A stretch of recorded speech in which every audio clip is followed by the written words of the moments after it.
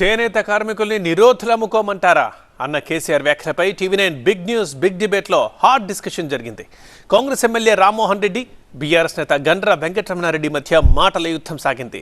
చేనేతల్లో ఎవరెవరు నిరోధులు అమ్ముతున్నారు, ఎవరెవరు పాపడాలు అమ్ముతున్నారంటూ మాజీ ఎమ్మెల్యే కాంగ్రెస్ నేత కేకే మహేందర్ రెడ్డి వ్యాఖ్యానించారన్న వ్యాఖ్యలపై ఇద్దరి మధ్య సంవాదం నడిచింది. అన్నాడు మాట ఎందుకు అన్నాడు? అన్నాడు మీకు మీకు కావాలంటే వినిపించాలా? ఇప్పుడు వినిపించాలా? ఆయన ఏమన్నాడు? ఆయన దగ్గర పోయి చెప్తే రోజులు అమ్ముకోని పాపడాలు అమ్ముకోమని అన్నట్టు మేము వినిపించమంటే వినిపిస్తా. ఇగో ఏంది ఎవరో పాపడాలు అమ్ముతారు, ఎవరో నిరోధక అమ్ముతారు, ఎవరో పాపడాలు అమ్ముతారు, ఎవరో నిరోధక అమ్ముతారు.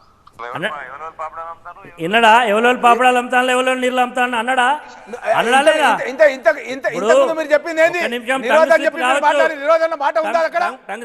నిరోధన్న మాట అక్కడ ఉందా?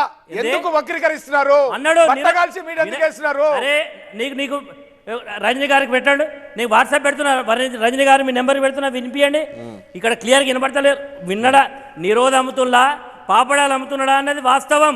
మీరెందుకు వినకపోతే టంగ్ స్లిప్ అయితే క్షమాపణ చెప్పండి. శివకుమార్ రెడ్డి గారు చనిపోయినప్పుడు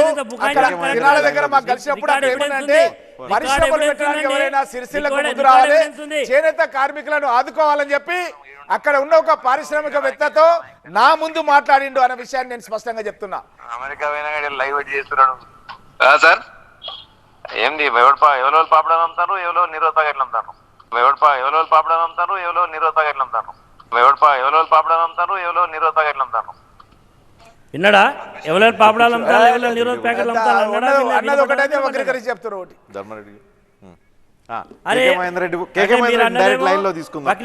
ఒకటి కేకే మహేందర్ రెడ్డిని లైన్ లో తీసుకుని క్లారిటీ. రజనీ గారు రజనీ గారు ఆ సబ్జెక్ట్ రజనీ గారు ఈ సబ్జెక్ట్ విడిచిపెట్టండి. రైతులు ముఖ్యమంత్రి గారు అసలు రైతుల గురించి మాట్లాడదాం. ఇప్పుడు వారు అనలేదు అన్నారు. కేకే మహేందర్ రెడ్డి పిలవండి, రేపు డిబేట్ పెట్టండి. ఆయన ఏమన్నాడో చెట్టండి. ఇదే ఒకటి నీ రోజుల మీద ఉన్ను పాపడాల మీద పెట్టండి.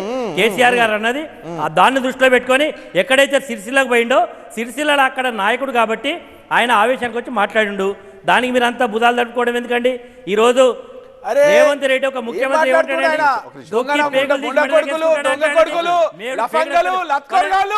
ఈ విధంగా మాట్లాడుతున్నాడు.